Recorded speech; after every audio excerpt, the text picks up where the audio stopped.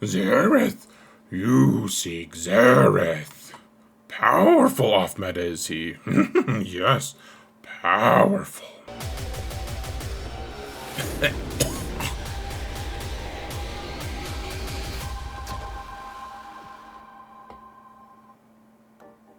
Hello everyone, and welcome to another episode of Zareth Prevails. I'm excited to show you the off-meta stuff for this season. I've done a lot of testing in Arena, and I have a lot of footage for you. So there's going to be timestamps. Go check out the timestamps if you don't want one specific one, or you want to link people to it. You'll know where to get them, direct them to. But first, I want to shout out my patrons. Thank you guys so much for all of your support. I truly couldn't do this without you guys. I really, guys, did a lot of arena refreshes today. I couldn't have done it without you, truly. So thank you guys so much for all your support. And guys, if you want to support this channel for free, all you've got to do is hit that thumbs up button, subscribe, comment, mount the algorithm, guys. The algorithm is the off meta. Honestly, it really... it's not actually, but guys, we're trying to get to 20,000 by the end of the year. I don't know if we can. It's kind of a tall order, but if we can, I would really appreciate it. And honestly, just thanks for your support anyways. You guys are awesome. If you're watching this video, you are awesome and appreciate it. So let's jump into it, shall we, folks? Now, first, we've got Mon Mothma versus Lord Vader. And yes, we have Drogon, or whatever his name is. And yes, he's probably going to go with Leia a lot. Some people are going to have him done before they have Leia, however, and Drogon goes really well with Mon Mothma. He uses Datacron here. Let's get the Datacron photo here. If I can find the thing. Whoa, that's not it. That's the number one. That's at a number one. Are you just happy to see me? Now, this is the Rebel one where you get damage reduction, of course, so that you don't just get completely destroyed. And then note that Drogon also has he gets a bonus turn at the start, so he starts first, and that's pretty fancy of him, and that's kind of the reason this works at all. Remember, this team is very turn meter based, and I don't have the time or the crayons to explain every single aspect of this fight to you. This is actually I did a lot of testing myself, and it doesn't work against comps with a lot of Inquisition. It can work sometimes if you get the right luck, but for the most part, if it'll work a lot more against a team like this, like one of the old school versions of Lord Vader. And remember, this is not 100% anyways. There's a lot of RNG because Scout just sometimes he's like, hey guys, have some turn meter, and people are like, hey, cool man, thanks, that was awesome. And he's like, yeah, don't expect that from me every time. I'm like the Millennium Falcon. I can't afford to just commit to helping you guys every time. Are you kidding me? And so that's how it has to be. But one way or another, folks, I'm also going to correct a couple of the things that my buddy Solo Base did here, just because he hasn't used this team as extensively as I have, and there's just a couple small things that probably are going to be optimized just so that you guys can see how we can do it. So Drogon is going to call Scout to assist, just so Scout has a couple different instances of shooting, so hopefully he's going to, on his basic, give everyone some extra turn meter. Okay, and then at some point, oh yeah, so Pow goes next because Drogon shoots twice actually on his basic, so that's awesome because Pow really likes it when people use their basics. So you just do the middle ability, give more turn meter, of course you do, and then here's something that you just want to do a basic here, guys. Honestly, the other two aren't worth it. Especially, you don't want to use that second special here because it's a cleanse on your whole team, and you kind of need that as insurance against Lord Vader. However, Solo does use that here. I'm not saying that it's like the worst choice ever. Sometimes you do want to do that, but in this case, you really want to save it just so you can cleanse people later. Okay, so he does the AoE from from POW to do defense down, and honestly, unless you're modded for, I mean, you can apply defense down here. I just don't know, like, it can be good, but I just like the middle ability from POW a lot more, unless they have an insane amount of armor. So you'll note that Maul is getting a turn here now. Everyone's dazed, and he didn't even kill his target because damage reduction of 75% is a real thing. And so here's where you wish that, yeah, so someone worthless guy, that's great. And then here's where you wish that Kyle Katarn had his mass dispel. Well, not yet, but yeah, look right here. If you had his mass dispel, everything would be wonderful. And you don't, so bummer. You can actually target whoever you want here, guys. I would in fact advise just trying to kill Royal Guard or maybe Maul in this instance. Like killing Lord Vader, yeah, I mean Darth Vader, yes, that would be nice. Oh gosh, and now Scout is fractured. That's pretty rough. But Darth Vader, you'll note how he like kind of gets close to dead, but then Royal Guard just kind of passively keeps healing him and stuff. You know, he just won't really die, and everyone's dazed and stuff. But I mean, one of the things that I really like about this particular video is just how resilient this Mothma team is. Like, these are all some pretty good. Like, Darth Vader is anti-rebel tech. Thrawn does some really cool stuff. Obviously, Maul should be able to just destroy these guys. It's not like they're high relic levels. Most of them are just relic 5. I think only Drogon is high relics. And so, the question, okay, so he gets his flamethrower thing from Drogon, and may as well try to kill Maul here, except then Royal Guard's like, hey, what about me? Why don't you hit me for a while? I'm feeling left out. Okay, so defense down on Royal Guard, and yeah, you just gotta keep going. I mean, the nice thing is, as long as Mon Mothma can cleanse herself, you know, is cleansed, then every time someone goes, she's going to, on her basic, cleanse someone else on her team until everyone has no debuffs. And now you're just riding the turn meter train here as much as you can. Oh yeah, the AoE from POW was suddenly really strong against Maul because Maul was almost dead anyways. And then you'll note that Darth Vader is way easier to kill now that Royal Guard is gone. Though he was still a little bit challenging. And this is all in arena, of course, guys. But yeah, so that big hit from Kyle, I'm always like, man, don't use it. Even though in this case, maybe it's probably fine, just because, I mean, Lord Vader, if he gets another turn, is going to get his AoE off, and he's going to daze everyone. And you know, and ability block them all as well. Now, this is the part that you're like, oh my gosh, am I going to actually fail this? Though, I will say, Mon Mothma, even without Drogon, is a very good character to be able to clean up a solo Lord Vader. And honestly, even against Maul these days, probably pretty good, just because of that Rebel Cron keeping Maul from just one-shotting everyone, or someone on the team.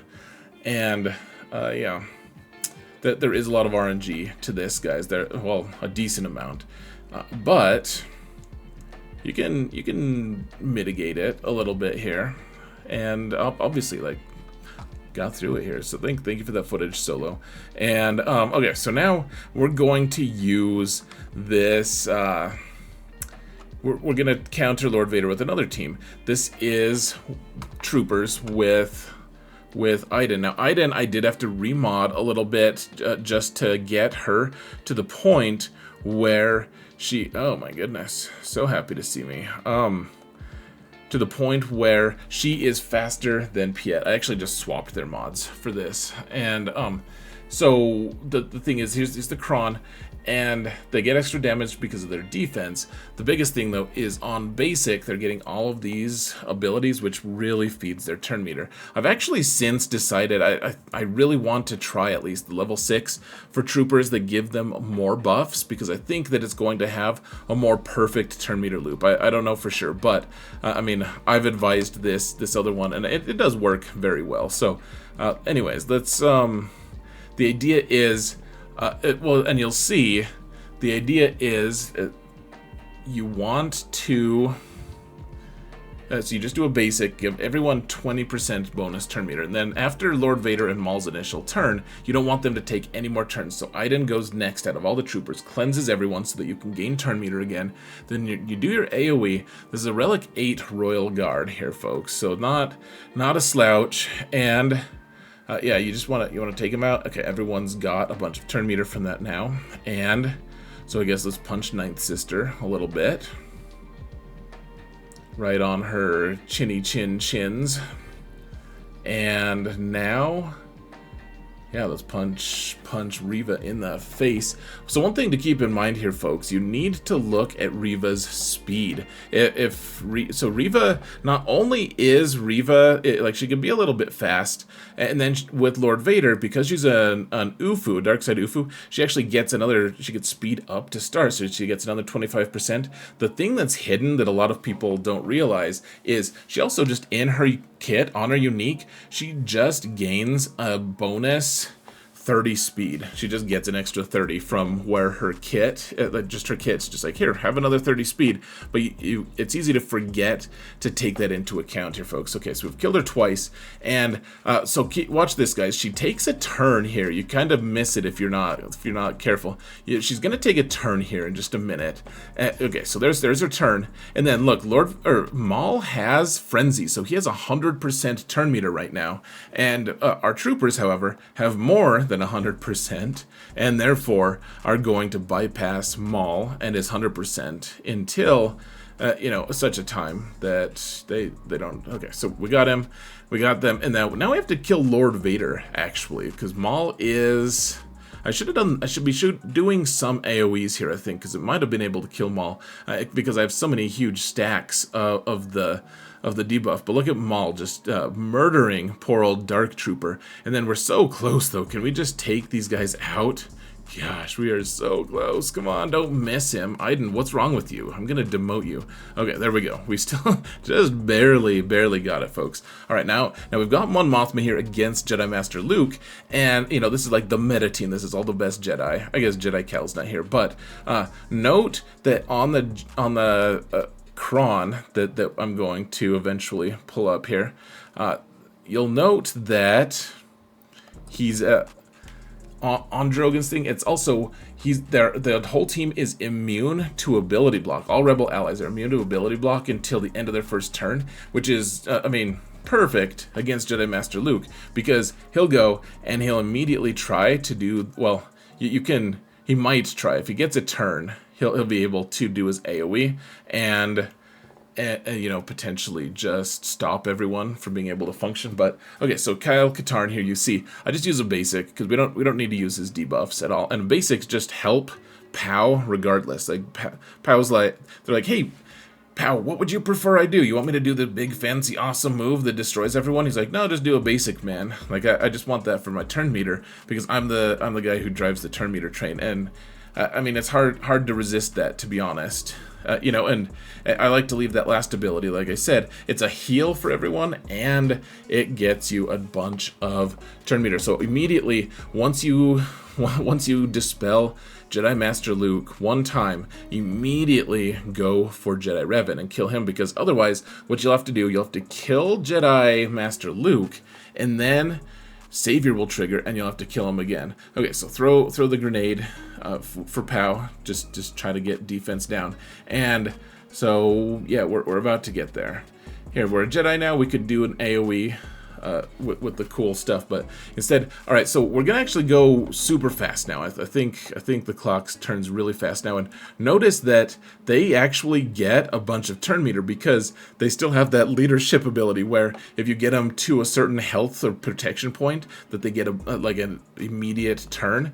And so this is actually, after we've killed the two most important Jedi, this becomes a much more challenging fight somehow. And remember, we have so many buffs that we've been building on our characters that General Skywalker, who's not going to be on a Jedi Master Luke team ever, really, but this is Arena, he's just going nuts because we've boosted his total crit damage to an insane level because of how many buffs we have. Well, is that on, or is that on his lead?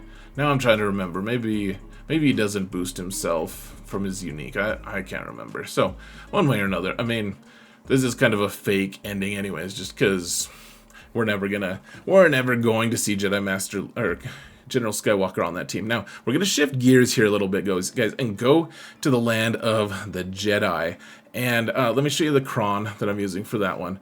And so this is obviously pay no attention to the team here. I just took a screenshot when Jedi Master Luke was in, because I was testing this team actually against Leia. But one way or another, guys, it's just the damage reduction for Jedi as well. This is a mechanic that I really slept on for Datacrons early on. And so just trying to reduce that damage whenever you have 50% turn meter is just so, it's crazy, man, how effective it is. So I mean, the Foresight one, yes, it's really good. None of my opponents have that. They all have, none of them have the damage reduction one. They all have the Foresight one. And so, you'll excuse me, this might not be quite as difficult as some of the other fights that you'll see, though I have practiced it on Kenobi squads with the damage reduction cron, and it does still work. It's just a little more work. So, here's what we do, guys. You can see Grandmaster Yoda behind my face here. Here, maybe we'll change where my face is a little bit. Here, we can even shrink me just a tiny bit so you guys can see the whole interchange, the whole play. So they hit Yoda. If they killed him, that would have been like pretty bad, obviously. So good on him for not dying. Probably should make him faster so that he has 50% turn meter by the time Jedi Master Kenobi goes. But, okay, so hand the turn. So this is from the Cal Cron, gives all Jedi speed up to start with. So my Jedi Revan is pretty quick, and he hands the turn to Luke, who immediately stuns everyone. And I've shown you guys a video of this before, but I mean, this is relevant for the topic at hand. So I'm putting Armor Shred on Cat, and this is just one of my test fights. Like I've won this so many times that I'm trying to see what's optimized. So I put the Armor Shred on Cat, and I did this probably 7 times today as I was climbing through Arena. This was by far the most challenging and highest relic Jedi Master Kenobi team that I faced. So the question is always, like, do you want to try to kill Cat first, or do you want to try and kill who's going to kill Cat? Because Cal could one-shot her, or there we go, we triggered Savior. Can we just take her out without having to use the big hit from Cal? And in this case, I think we can. Probably worth looking at before the fight to see how much health and protection she has. And then Skywalker's always just frustrating, so just take him out. Remember, with Jedi Cal here, Jedi Cal actually stops General Skywalker from reducing your turn meter when he hits you. You know how that mechanic, Cal just stops that from happening. I was looking at what their cron was there, guys, and it's just a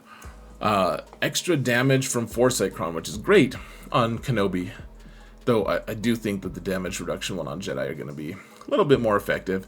Alright, so, I mean, at this point, it's basically over. She's got damage immunity and all that. Remember, when we hit Cat earlier, so you stun her, and immediately once she's out of the stun, because she was damage immunity'd, so you couldn't do anything more, then you have Revan mark her. Even if it doesn't stun her, it increases her cooldowns, which is what you really want, because you can't afford to have her one-shot someone.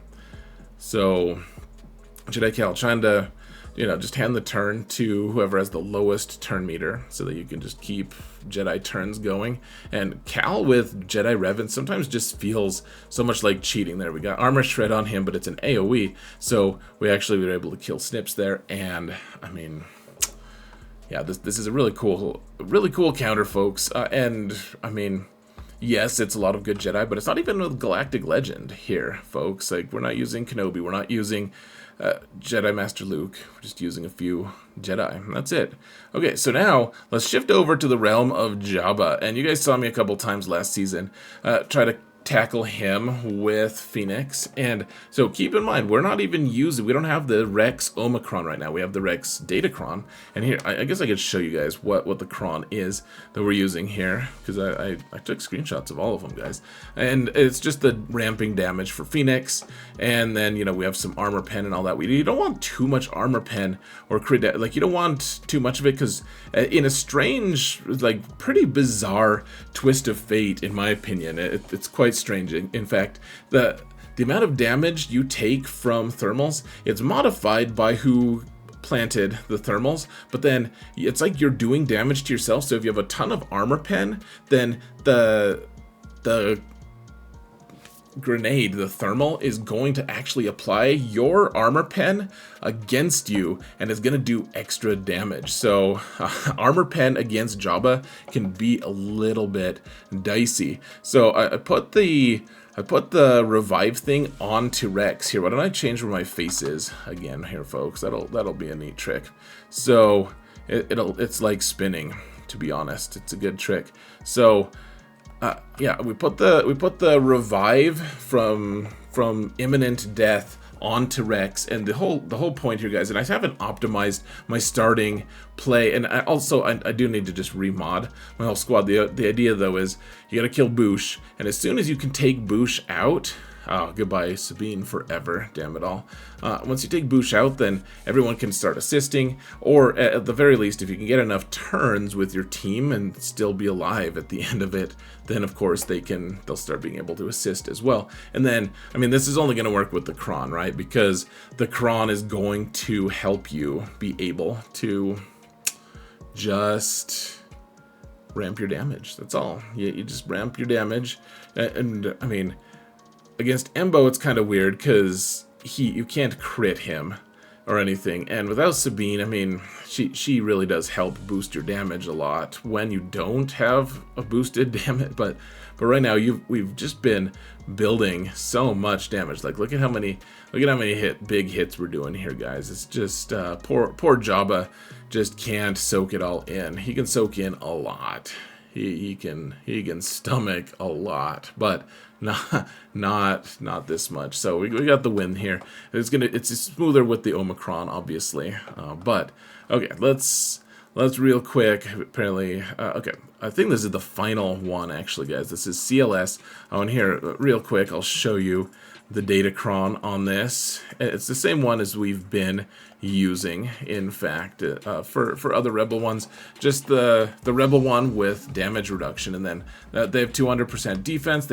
Health doesn't really help against Jabba because the thermals do % health damage, so that doesn't really help. But the extra damage obviously is a little bit nice. So with CLS, guys, I haven't perfected this counter, but the thing that you want to keep in mind is Boosh has her grenade thing, the bluff thing, whatever it's called, the blue effect above your guys' head that looks like a bomb. And what you need to do, you have a couple characters who have a way to just cycle through and get rid of them as quick as you can in CLS and Han Solo. So Han's already taken a turn, and CLS has already taken a turn. So let's switch stances. That's another turn for CLS. And keep in mind, they're doing a way reduced amount of damage to us because of how much turn meter we have. And when thermals blow up on us, when we have 100% turn meter, that only does 25% of the normal damage. So CLS got the buff immunity onto Chrysanthemum, and so now we can just target Boosh here. So Han gets immediately a bunch of turn meter, and then he shrugs, and now he's free from the big bluff, and now you can call him to assist. And yeah, okay, so now Boosh is gone and everyone can assist, and it's just time to go, guys. Time to get this done. And I mean, this is, I don't know if this is the best Jabba, that they don't have their Omicrons applied or anything, but the thick cron is not here anymore. There are some thicker crons, but nothing that makes Jabba too scary. And the CLS team really does shine with this damage reduction thing. So good for them. And yeah, poor old Chewie got slapped with the you can't do as much damage thing, and then poor old Chrysanthemum, Jabba's pet, gets slapped with the you can't do anything ever again because you're dead thing. So that was good. And then eventually you just throw it on auto and call it good. I mean, really, I just went through how to beat the 3 toughest besides Leia. Leia, there's not really an off-meta thing right now. But besides Leia, I just went over how to kill the best 3 Galactic Legends without using your own Galactic Legends. And guys, this is one of the reasons I think Datacrons are so fun, because it opens possibilities like this, and it changes things. One other thing I should point out is Ewoks are going to be very relevant in 5v5 if you have them developed and worked on.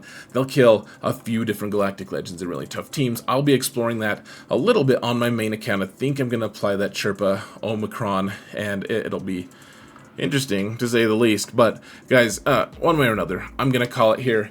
Let me know what your thoughts are. Please like, subscribe, comment, share it with your friends. You know, I was gonna say dunk it in milk, but that makes almost no sense. Like, maybe a tiny bit of sense, but really not. So guys, once again, thank you so much for watching, and remember that in all things, Xaereth prevails.